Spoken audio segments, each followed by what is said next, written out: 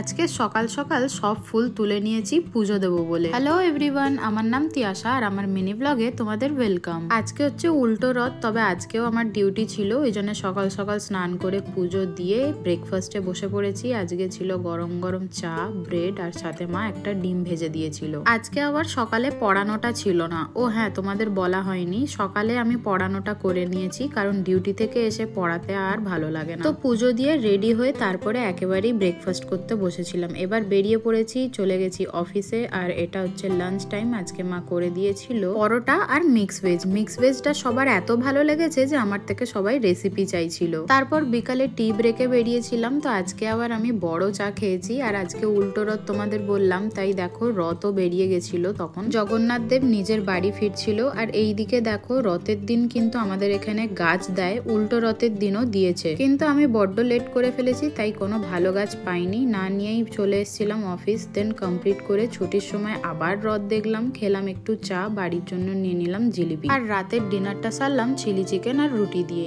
এভাবেই গেল উল্টো রথের দিনটা।